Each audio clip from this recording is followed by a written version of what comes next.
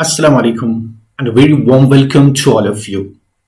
This is Mohammad Amir, social science teacher from Asaram Welkin High Secondary School, Sopor. Dear students, today we'll be taking up one of the chapters from class 9th history that deals with the pastoralism and the pastoralist in the modern world.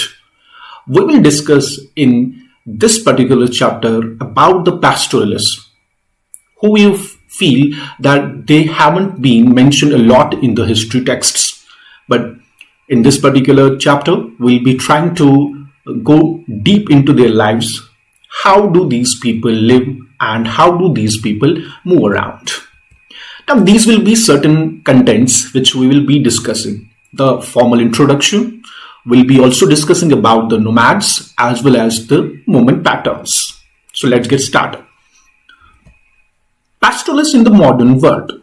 Pastoralist or the pastoralism is a process wherein people rear and domesticate the cattle for their own benefits. They feed these cattle and they get certain things out of these cattle. This is their mainstay of economy. In this particular chapter, we will see how these pastoralists work. You might have heard about the nomads. The nomads are the wanderers which keep on moving from one place to another place. Now the question remains, why do these people move from one place to another place? Simply in search of the pastorlands for the cattle as well as for the food so that these people can survive. Pastoralists are somewhat similar to these nomads. That's why many times they are called as the pastoral nomads. Now we'll be looking into their movement patterns. These people move into different directions. They obviously live on different locations. One of the locations where these are found are on the high tops of the mountains. Talk about the high ranges of the mountains. You have an important community of pastoralists which we usually call as the Gujjar Bakarwals. These can be found in the region of Jammu and Kashmir. But these are not the natives of Jammu and Kashmir.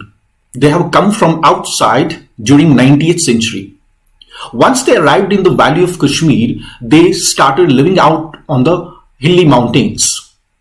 These mountainous people, they actually follow a different movement pattern.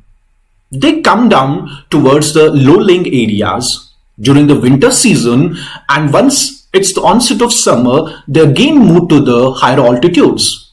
Why do these people do that? Because once it's the winter season, the high altitudes, they are being covered with snow and it gets very hectic and near to impossible for these people to live there and to maintain their cattle population as well. Therefore, in search of pasture lands for the cattle and in search of a constant food supply, these people come down towards the Svalik range or the low-lying foothills which we call. So, Gujjars and Bakarwals, they follow a cyclic moment, a seasonal cyclic moment, wherein during the winters, they come down towards the low-lying areas, and once it's the onset of summer, they again move to their natural places. Apart from these people, we have also other communities. For example, we have Gaddy communities. Gaddy communities are the people which are living in Himachal Pradesh. They also follow the same pattern. During the winters, the Gaddy shepherds, they come down towards the low-lying areas of Svaliks. And once it's the onset of summer, they again move to their original places like the Gujjar Bakarwals do. While they are traveling from top to bottom, they actually stop in different areas of Himachal Pradesh, particularly in two districts, which we call as the Lahul and Spiti. These are the two districts of Himachal Pradesh where these people, stop and they actually sow their crops out there so that they can carry these crops once they return to their original places. Furthermore, these Gaddy shepherds, they also follow the same movement pattern.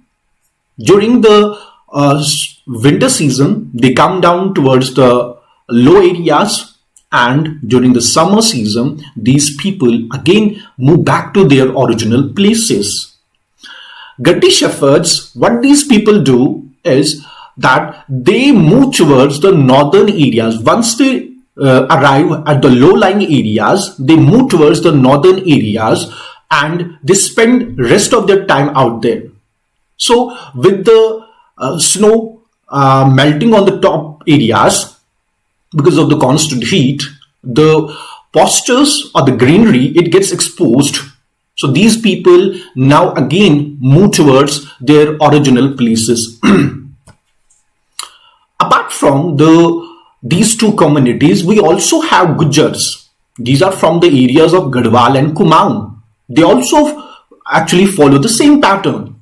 Gujars, these people come down towards the low-lying areas or the foothills of Svalix, which we call as the Bhabar. Bhabar is actually a dry forested area which are just beneath the foothills of Himalayas.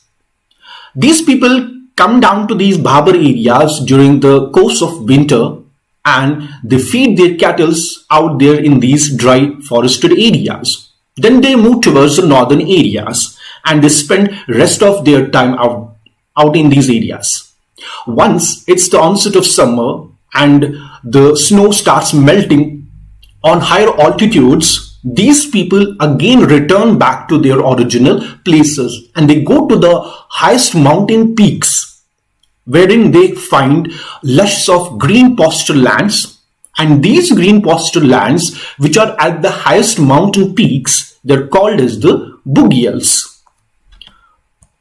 Furthermore, the Gujars, Bakarwals and the Gaddy shepherds, these are all the communities which are living on the mountainous areas. So wherever you find these communities, they will always follow the same pattern.